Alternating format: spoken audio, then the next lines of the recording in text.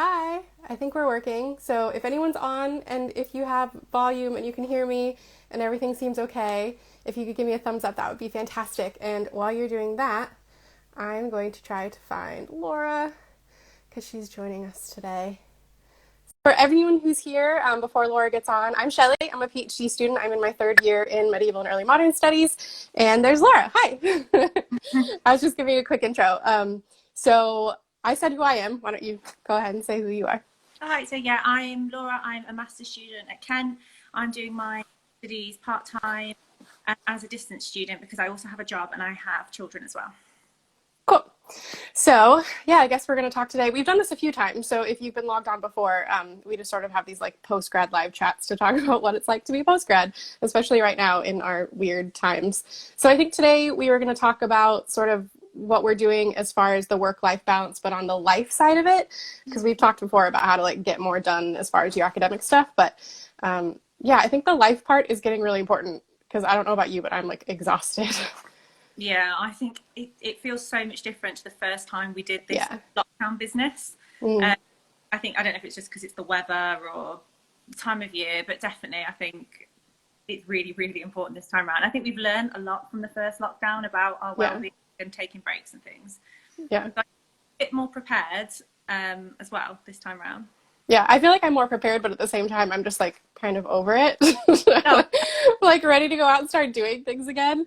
And if you're logged in right now, by the way, if you want to ask questions, I'm looking down every once in a while, sort of at the comments coming in. So if you have a question you want to ask us about what it's like to be a post grad, or you know how we're handling things or anything like that, go ahead and drop that there, and we will try to get back to you. And thanks for everyone who's waving. It's nice to see you. So anyway, let's start with, we kind of have a list going over here of things that we want to cover in case nobody has any questions. So first of all, why don't we each talk a little bit about what our own environments are like and some of the systems we put in place and stuff like that. So why don't you go first? yeah, so obviously I've got children, so my home environment is quite busy. Mm. So I have to make a really, really conscious effort to try and think about how I'm going to study and structure my day. Yeah. So I tend to, I think as well, because I'm working as well, like I'm trying to juggle like homeschool and then working and then my studies as well. So sometimes like my master's is not always necessarily always going to be my priority in a day. So I have to Yeah. really agree that sometimes it can get pushed to the back. So I tend to try and find those little, I tend to try and devote at least a little bit of time every day. And it tends to be the morning because the kids just want to sleep in and I Yeah. can be flexible with my job around that. Mm. It's definitely challenging. How about you? Yeah, I'm in a bit of a different situation because, of course, like I don't have kids. So sometimes it feels like there's a little bit too much time. And so when you have a bunch of time, it's hard to kind of structure it because you're like, oh, I can do that later. Like, you know, I don't need to do that right now. So I think for me, it's been more about trying to set up a schedule that lets me do my work in certain times and then completely disconnect from stuff at other times. Because, you know, I wake up in the morning and I walk downstairs to my desk and there's my day started. So yeah, so that's a little bit difficult. I do have a dog though who likes to sleep in. So there are a couple mornings like he's all wrapped up in his duvet and he doesn't want to get up. So I'll like bring my laptop into the bed a couple times. But for the most part, I try to have work in my workspace. But that means that, you know, sometimes I don't get a lot of interaction. I don't leave the house a lot. So yours sounds like a little bit more fun, at least at sometimes. It does. We've already done today. So I like today, just to give an example of my day. This morning I got up, I read some articles in bed, and I felt a little bit like that was a little bit of a nice thing. Like it was a bit Mm. of well, Yeah. and then got up, did some work emails, attempted homeschool. Yeah, how's that going? That's weird. We decided that it wasn't quite working today.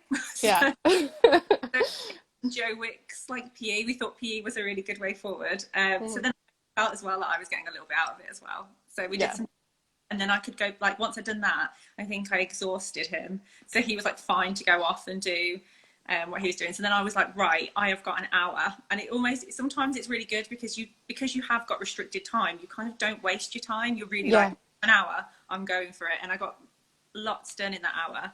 Mm. So that's so yeah. There's no standard, there's no structure really at the moment, which Yeah. is hard because I love structure. Yeah, I've heard that from a couple of my friends who have kids. They're like, I can't do any of my own work because I'm like sitting right here trying to make sure my kid does their work. And Yeah. that's been like really, really difficult. Yeah, for sure. Are there any sort of boundaries that you have set up as far as like keeping the kids out at certain times or things that you're saying no to or anything like that? Do you know what? I've set boundaries for the kids as well. So like for the older ones, they have we've just followed the school day. So I've said, you know what, do it between your lesson. If you don't finish the work in that time, that's Mm-hmm. it. Hand Yeah. it in, and that's it done. Because it's really easy to slip into then working into the evenings and not having Yeah. your day. So there shouldn't really be homeschool going on after 3. Yeah. That's been said, it has happened a few times. Like I think the other day we were making a papier mâché axe, Mm. which I've been putting off all day. Something fun. Like, 3 days later, still drying. I don't think it will dry. So we sort of try and have like the deadline of time, and like because my partner's still physically going to work, when he comes in, I'm like, right, almost like a bit of a relay, like I hand over, and then I'm like, I'm going to do an hour, or I'm going to do. I've tried to really stop working too late, because I think that's a real pitfall sometimes, is you do so much during the day and then you sit down to work, but it's not actually, you're really, really tired, and kind of just feel even worse then. You just sort of like, oh, I've just not. Yeah, no, I've been exactly the same, because it's really hard, like you said, to like have that time that's like just work time as opposed to like the downtime part of it. And for me, some of the boundaries that I've set are like, I've realized because we're constantly surrounded by technology and we're reachable all the time. And I was kind of like, if I'm going to get anything done, especially right now when the contact is all emails and texting and sort of this like hive mind thing of constant conversation in multiple places, I was like, if I'm going to get anything done, I need to have time away from like all technology sometimes. So I stopped bringing my phone to bed. Usually around like 7 or 8, I'm like, phone is done for the day. Like it stays where it needs, over on my desk. No more phone in the bedroom. Like I'm either reading or doing something that's kind of relaxing, because you need that time to shut your brain off. And then I'm also starting to do, I don't really know how to describe it. I guess like no internet times during the day. So the first couple hours of my day, like no internet at all. Just quiet, just sort of get myself set up, maybe get into the zone where I'm doing something really effective for a couple hours before I even start checking things. Because once you fall down that rabbit hole, it's really hard to get out of. So yeah, those are a couple of things I've done. Yeah, internet is saving us in this house at the moment, I feel. Yeah, yeah, yeah. Yeah, you probably should. Yeah. No, with kids, like totally. Because for me, I mean, if I'm just by myself all the time, well, I'm not by myself all the time. My partner's here, but he's working during the day as well. So sometimes it's just kind of it's too much. It's like if this is all we're doing. So I've started to try to view internet and phone and social media and stuff as tools rather than entertainment. Yeah. So, if I need to do something there that as far as like posting, because I do social media and stuff for the university, then it's a tool that I'm using rather than something that I'm picking up every 10 minutes to like play with, I guess. Yeah, no, my switch on that is it's like when I leave the house, I don't try and bring my phone with me, or if I do, I bring log what I've done, like if I'm running. But it's like that is my no internet time. It's just when I get out of the house. I need that as well. That really makes a massive difference, even if it's just going for a walk. Yeah.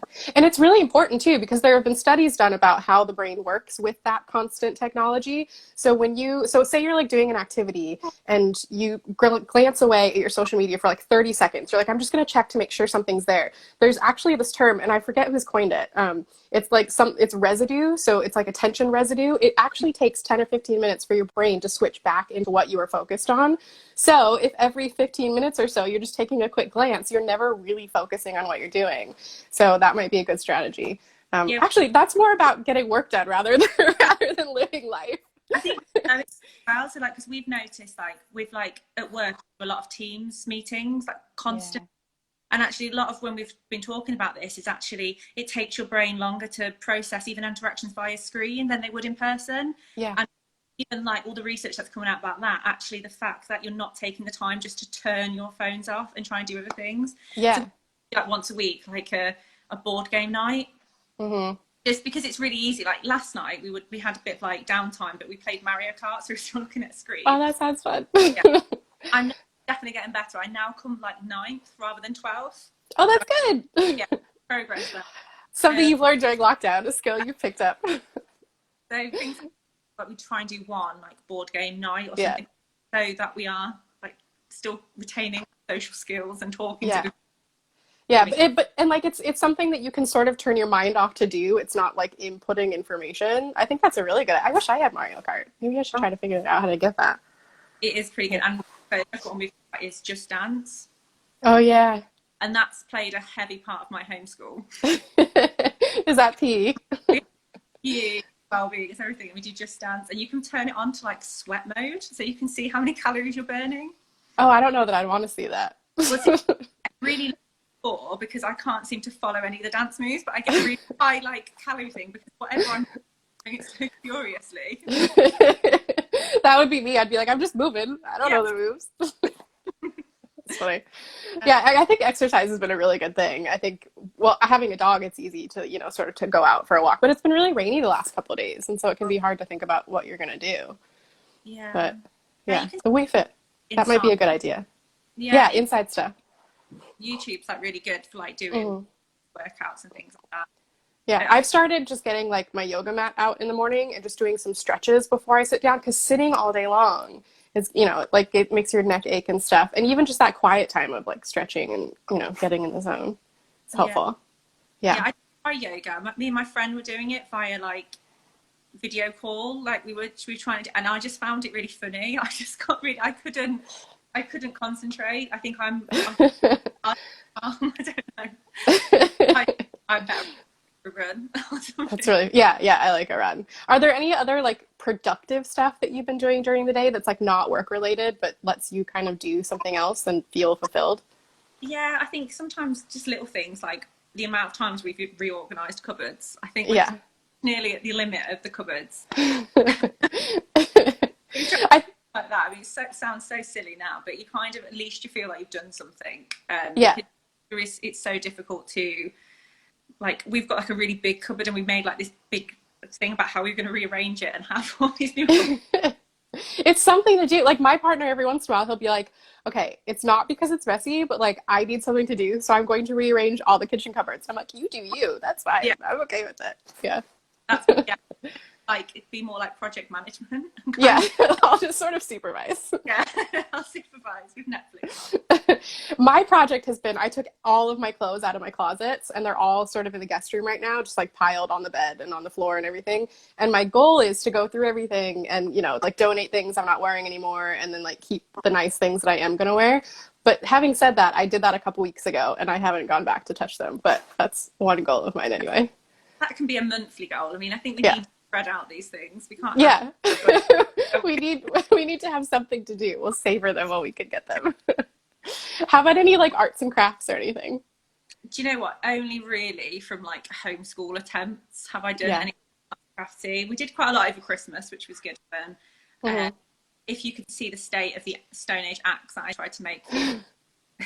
I do want to see that. So maybe on the next live chat you can show us. It's supposed to be solid, and I think it's now 3 days of trying to solidify, and it's still wet, and still you can just bend it in half. Oh my goodness! It's quite. I'm waiting how long I take until I just bin it. Yeah. But no, I really like doing stuff like that. But I just think at the moment, because I'm trying to like, there's so much going on with work and trying to keep everything going on with my masters, the kids. I've just not had chance to. I really want to though, but I know you're really good at stuff like that. Maybe you can give me some ideas. I don't know. I am kind of artsy. I'm like always trying to find something creative I can do. We talked about it last time. I didn't build it, Neil built it. It's like a board that I designed to be like my tiny task board. I have little tags of things that I can pick every day that I'm going to do. So that was fun. I got to paint that and like put, all that together. What else do I have? Hanging over here, I printed out a couple like coloring sheets, adult coloring sheets. And I'm gonna give that a try. I hear that's really relaxing and it's like something artsy that you can do. I bought a calligraphy pen and like calligraphy paper with the intention of doing that, and I haven't really done that. But yeah, I feel like I'm always kind of finding something fun to do. I've been reading a lot, like reading not for academic stuff. That's been amazing. That's been really nice. That's one thing I really, really want to do, because I always know like a pile of articles that I start to read. But the moment I pick up a novel, I swear like they're like talking to me saying, me. Yeah, it's really hard because it's like you really should be reading but we need that shut off time. That's really important. Yeah, I'm going to myself. Next time we talk about what have you read, that's not. Yeah. Well, I can say, like, what are we, like 3 weeks into the new into the new year, and I've read 3 books so far. So 3 non-academic books. So I'm kind of proud of that. But that's been good. Yeah. Let's see, what else do we have on our list? Ooh, fun activities. We talked about this before. What are some of like the fun activities you tried to do to like freshen up life in isolation? Well, I think we talked about before about cooking being like really food is one of my main sources of joy at the moment because Yeah. of the limits. So like we've done like themed cooking nights and things like that, whether it be, and making nice dishes. And I think that for me, because it's all a part of like planning it and looking at it, and I feel like you've achieved something as well. And we've done Yeah. like, fake takeaways, so like we've made a Nando's takeaway or thought about different Oh, things that's fun. when like you can't have it delivered necessarily. Yeah. And you're kind of having the kids help with that too, right? Yeah, they've been helping. I've been trying to get the kids to do it as well. So to take, although it looks like it's like a really good activity for them, it also kind of helps me because it takes the job off me. Yeah. Doing older kids, like asking them to cook dinner once a week. Hmm. That's really good. And then at least they're doing things as well, and you kind of tick something on like their well-being. Yeah. Just Yeah. Well, and it's something that they're learning too, because a lot of kids don't know how to cook, so that's helpful. So what about you? Yeah, we did sort of we've done a couple themed nights. We did a Mexican night, actually like several months ago when the weather was still nice. I was like, I really want like Mexican food. I'm from the part of the United States where there's like a lot of Mexican culture. And so I was like, I really miss like good Mexican food and margaritas. So we got all the stuff for margaritas and to make tacos, and we did that one night. And then for my birthday, which was a few weeks ago, I missed going to the pub. So we decided to turn the house into a pub for the night. We went to a charity shop and got like actual pub, like pint glasses. And then I have fireplaces, but we didn't want to go that far. So I was thinking like, oh, on the TV, on like YouTube, we can bring up like the fire thing. And then we got like snacks and nibbles. And that was really fun to like sort of pretend we were in a pub for the night. Yeah. Yeah, I think I'm going to steal that one this weekend because it's my daughter's birthday. Mhm. After not this weekend, the weekend after, and she's 13, and I think she'd really like that. Like, Yeah. that we could have like setting up, going somewhere, and having that sort of atmosphere different. Yeah, it was really fun because like, it's like that you're at home, but at the same time I got like snacks and nibbles and stuff that we don't usually have, so it Yeah. made it like a bit of a novelty, I guess. So that was fun. What else have we done? We've tried to be creative. We've done some copycat recipes, like you said you did with Nando's.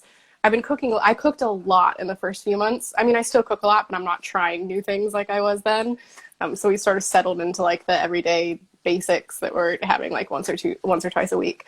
But yeah, I think that I need to experiment some more and have some more fun with cooking. What's like maybe the best thing you've cooked since lockdown? I don't know. Oh, do you know what? One day, me and my daughter made lemon souffles, and it took Ooh.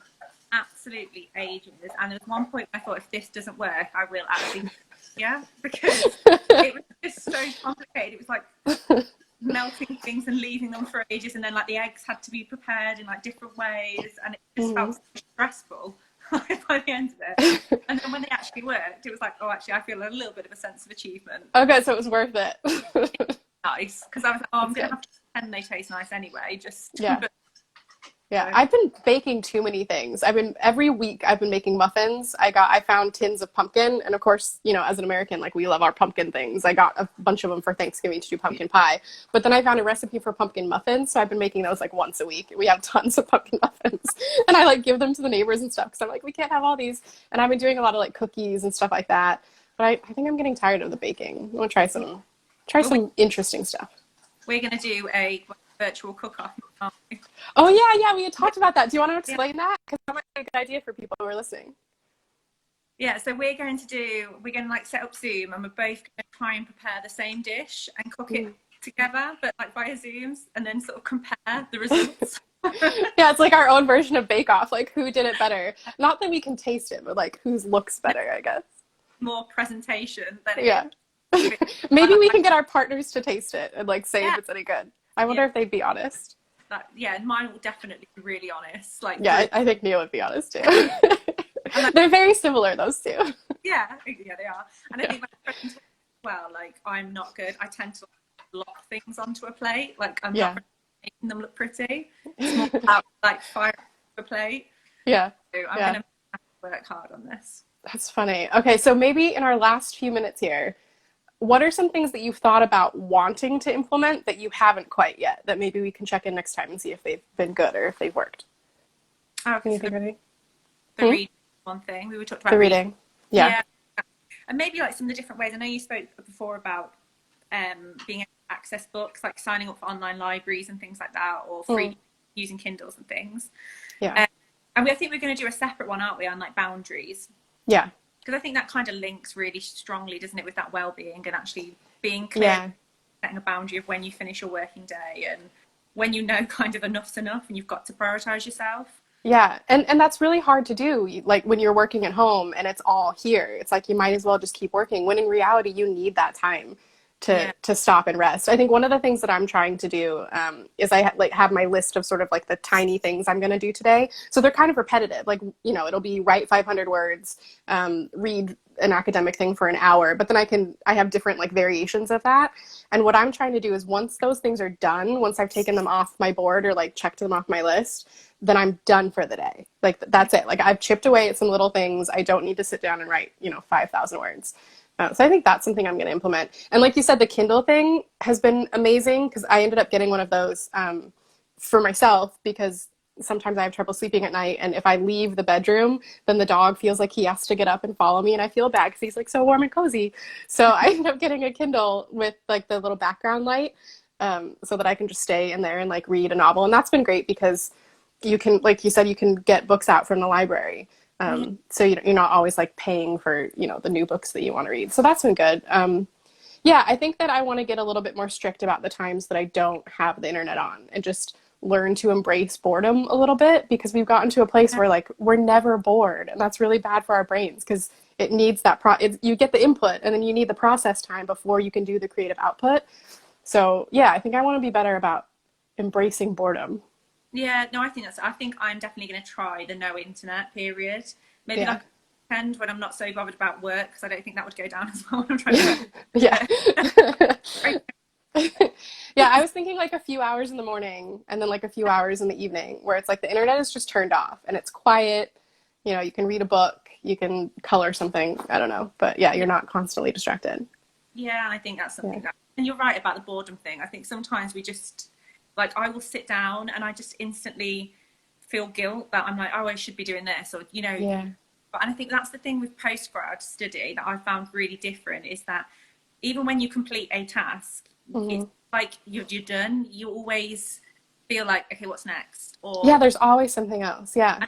it's like this influence towards a bigger thing rather than it being, right, I've done that module and it's done. Like you Yeah. have those aspects where like your dissertation or anything like that, where it's so ongoing, it's never ever, there's always Yeah. something to do. And that's where boundaries, and I think in the first lockdown, I really was really hard on myself, where I just kind of just went, "You're not finished. You're not finished." Yeah. Whereas now I'm much more like, I know that this is a really long term thing, and I kind of take those breaks. Otherwise, Yeah. it's a really tricky skill to master, I guess. Yeah, it is really hard, especially for PhD, because when you're doing a PhD, you're spending what, 3 or 4 years on one written Uh, piece.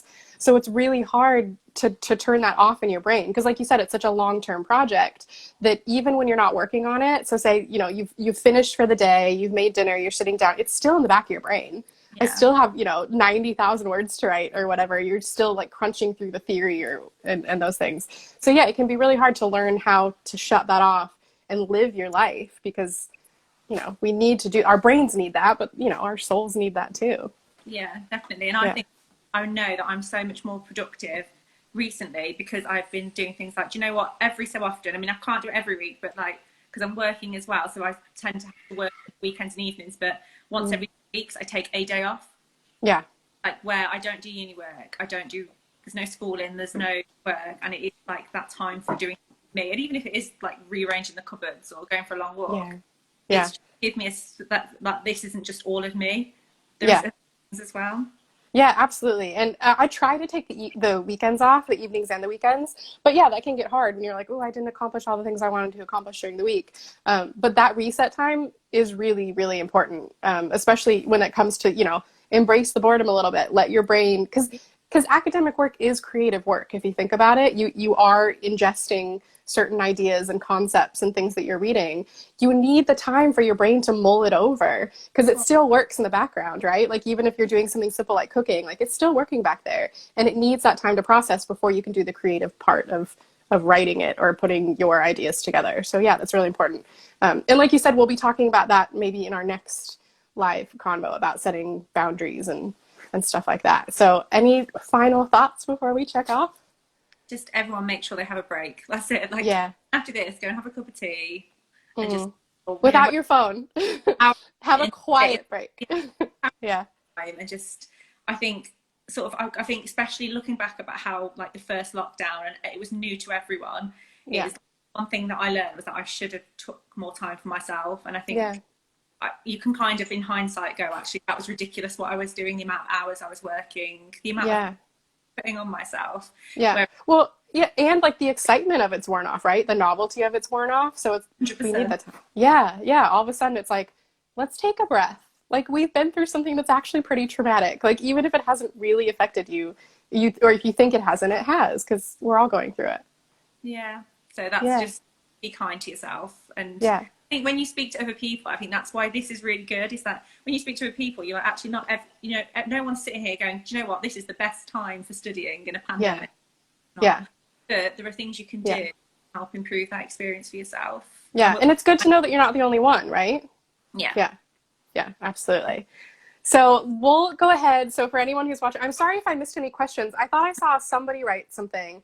Let me scroll up just a little bit to see if we missed anything. No, we got a lot of waves. Graduated from Kent in 2001. Still remember the perfect year. Oh, that's great. Hi, she's all the way in Greece. Hello. Or he, I can't tell from your name. Um, there's a sandwich in Essentials next to venue called the Chicken Salad Sandwich. Please try it. All right, if you want a chicken salad sandwich, that's a good idea. Thanks for that tip. That might help. I think that's all we got. So anyway, thanks. Yeah. Let's see. Oh, no, I thought there was one more. Yeah, so maybe before our next chat, let's do our little bake-off thing. And maybe we'll video it and we'll put it up in the stories for the university or something like that. Yeah. But yeah, so take care of yourselves. Take a break without your phone, and try to set yourself some boundaries. We'll talk more about boundaries later. But it was great to talk to you, Laura. I'm glad that we get to catch up like this. Yeah, and see you soon. All right. See ya. Bye.